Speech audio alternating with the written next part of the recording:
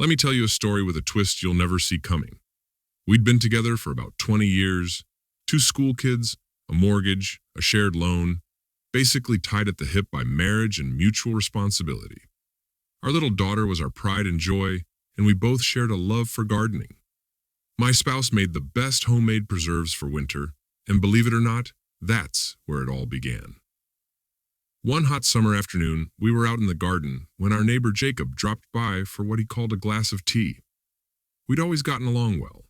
He had a ton of tools, just like me, so we helped each other out now and then. Recently, though, things had gone south for him. His wife left and took the kids. He was torn up about it, completely distraught.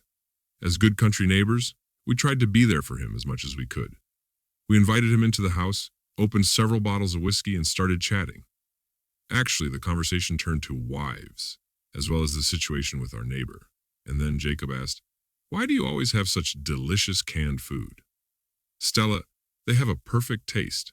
Spicy, but not too sour. Salty, but just right. Seasoned, but not interrupting the taste. They are just fantastic." I glanced at my spouse, who blushed from the compliment, clearly pleased. She smiled and replied, "It's just my mom's recipe, no big secret. I can share it with you if you'd like." Suddenly, Jacob's expression darkened, and sadness washed over him again. "No one to make preserves for me anymore," he said. "Nova used to handle that, but now I don't even know what to do with all the produce. What am I supposed to do? Even if I had the recipe, I couldn't manage it on my own." "Well, what can I say?" I blurted it out without even thinking. "Darling, why don't you help him? Then you can treat us all later." And yeah, I said it myself. No one twisted my arm. Off she went to help him, and there I was, all proud of myself, thinking how neighborly we were being. I even thought, hey, this will cheer poor Jacob up. Fast forward a bit, one day I ran out of oil for a chainsaw. Naturally, I decided to drop by Jacob's and borrow some. I knocked without waiting for an answer. Why would I? We are neighbors. But I just walked in. Now, looking back, let me tell you that I really should have waited for someone to open the door. What greeted me was, well, I wasn't ready for such a thing. There, among the empty jars and bowls with cucumbers, tomatoes, and brine, stood my beloved wife and our dear neighbor. And no, they didn't cook canned food. I rubbed my eyes, hoping it was some kind of weird waking dream. I warn you, spoiler alert, it wasn't a dream. I caught them in the midst of a very practical moment. I was furious. The rage just pierced my brain. I rushed inside, grabbed the first thing I saw, a bucket of tomatoes or something, and rushed to Jacob. Can you imagine? He had the audacity to defend himself. Imagine this scene. But here's the kicker. It doesn't end there. Oh no. Things went from tragic to just plain ridiculous. Two of our neighbors came running over, hearing the commotion.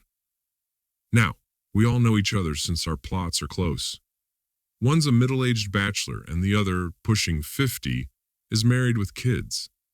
So yeah, things escalated pretty quickly. So there we were.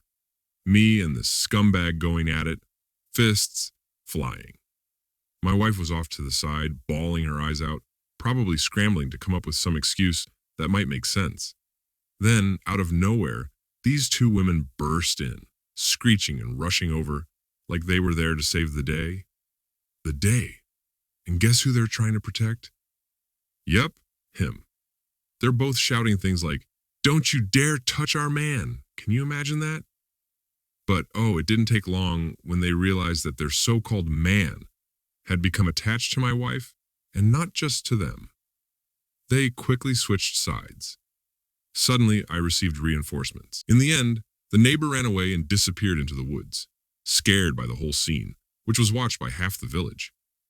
I swear when that fool dashed like a scared deer down the main road toward the forest, I should have been crying, but instead, I couldn't stop laughing. It was just too absurd. It turns out that half of the village had their own stories related to this comforter.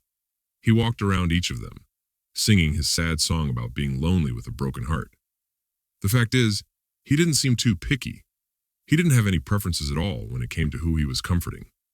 After that day, he vanished. Never saw him again. I ended up selling the cottage, tomatoes and all, the very same ones I had been so worried about. The women in the village now look at each other with suspicion, eyeing one another like rivals. As for my wife, there was no going back. I couldn't understand her, let alone forgive her.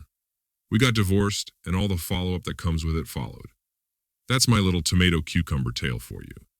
Cheating Secrets podcast like me.